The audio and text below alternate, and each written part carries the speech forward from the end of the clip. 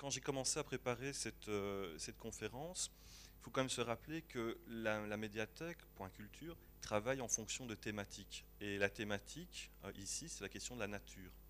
Et moi, au départ, j'étais parti sur l'idée d'une sorte de temps de la nature, d'où l'idée d'éternité.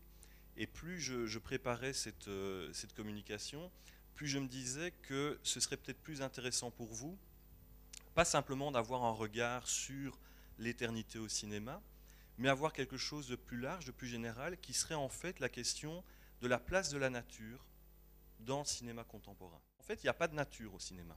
C'est-à-dire que c'est un peu illusoire de parler de la nature au cinéma. C'est-à-dire que la nature est toujours regardée par quelqu'un.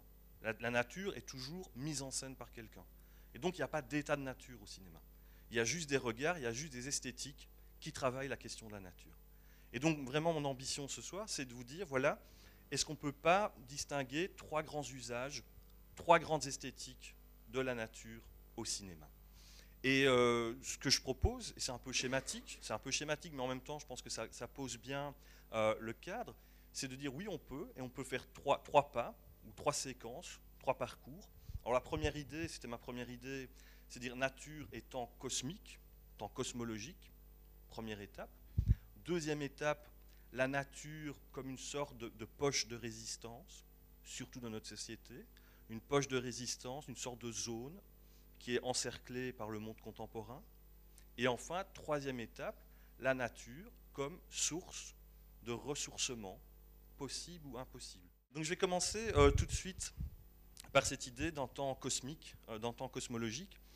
Et alors, qu'est-ce que j'entends par là? Encore une fois, l'idée d'un temps cosmique, cosmologique, ça veut dire quoi? Ça veut dire que c'est un temps qui n'est pas lié à celui des actions humaines. C'est-à-dire que c'est un temps qui est plus vaste que le temps des hommes. C'est le temps des saisons, c'est le temps des planètes, c'est le temps de la Terre, c'est le temps du vent. C'est un temps qui n'est pas lié à celui des actions humaines. Et évidemment, quand on parle de ce temps-là au cinéma, spontanément, ce qui vous vient en tête sont des films, alors parmi les plus anciens, on pourrait penser à Tarkovsky ou Sacrifice par exemple, mais ici, dans le cinéma contemporain, je reviens à ma première idée, c'est bien sûr, et notamment Malick, avec le fameux Tree of Life, l'arbre de vie qui sort en 2010-2011.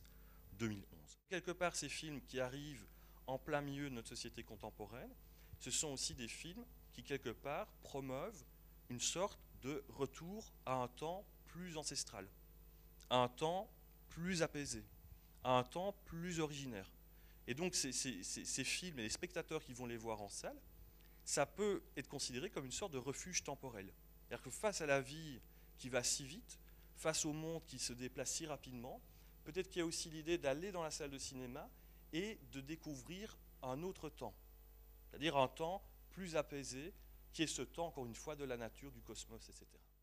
La deuxième partie de l'exposé, c'est plutôt de réfléchir à cette idée que la nature, elle peut être aussi mise en scène dans les films comme, encore une fois, une poche de résistance.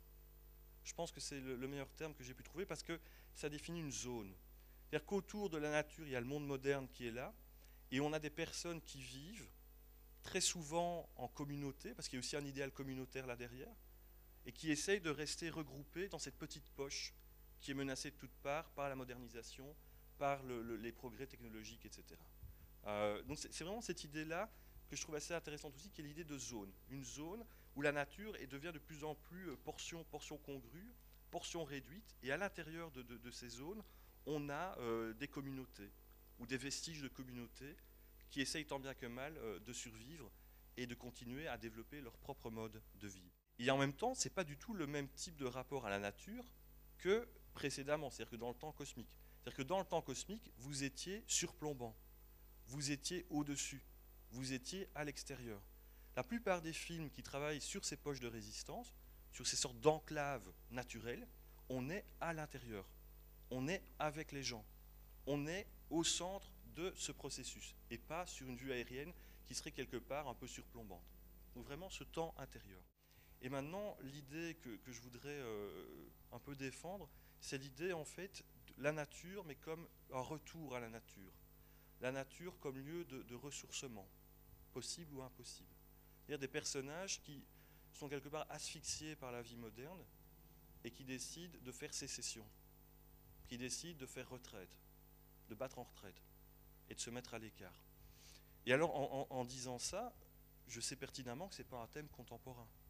C'est-à-dire que si vous vous intéressez par exemple au cinéma américain des années 60, typiquement le road movie, typiquement Easy Rider, c'est un retour à la nature, hein, puisqu'on a ces deux personnages qui traversent les grands espaces américains. Vous regardez aussi La balade sauvage de Malick, puisqu'on revient à Malick, on a aussi ces très belles scènes où les deux héros construisent une cabane dans la forêt. Donc on pourrait se dire, oui, mais le retour à la nature, en soi, qu'est-ce qu'il a de contemporain? Intéressant peut-être justement de faire ce point-là, de regarder ce qu'il faisait dans les années 60, parce que moi, ma question aujourd'hui, c'est de me dire, mais oui, mais alors qu'est-ce qu'il y a de contemporain dans le retour à la nature?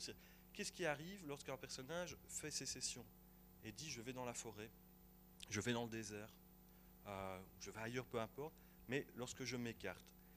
Et je pense que c'est vraiment quelque chose qui arrive de plus en plus dans le cinéma contemporain, parce que d'une part, il y a cette idée de solitude.